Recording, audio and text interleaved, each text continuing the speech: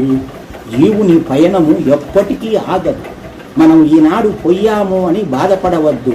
ఎప్పుడు మళ్ళీ వెంటనే పుడుతూ ఉన్నాం, ఇది తెలుసుకోండి. కానీ మళ్ళీ మనమే పుడతాము. ఈ ప్రకృతిని, ఈ సృష్టిని మళ్ళీ బ్రతకాలి ఇందులోనే.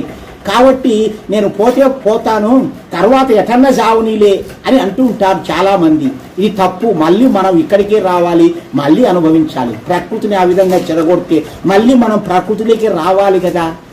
కాబట్టి ఋషులందరూ కూడా ఈ ఆలోచనతోనే ఈ క్రియలన్నీ సాధించి తయారు చేసి మన మానవులకు అప్పగించారు. జగతికి మనము అతిథులం అన్నమాట. అతిథులము అనగా చుట్టాలం, బంధువులం. ఇక్కడే సొంతం ఇల్లు కాదు మనకిది. సొంతము మేడలు, మిద్దెలు ఇవన్నీ మన సంసారం కాదు. అతిథులం, చుట్టాలుగా వచ్చాము, బంధువులుగా వచ్చి ఇక్కడ అన్ని పంచభూతాలతో గౌరవం పొంది కావలసినటువంటి విందు వినోదాలను ఆస్వాదించి జీవించి మళ్ళీ మన లోకానికి మనం వెళ్ళిపోవాలి. అక్కడ ఉన్నది మనకి సొంత లోకం, మోక్షలోకం. ఇది ఊరికే అతిథులముగా చుట్టాలముగా వచ్చాము, ఇది శాశ్వతం అనుకుంటే ఇక్కడనే అంకితమైపోతాము.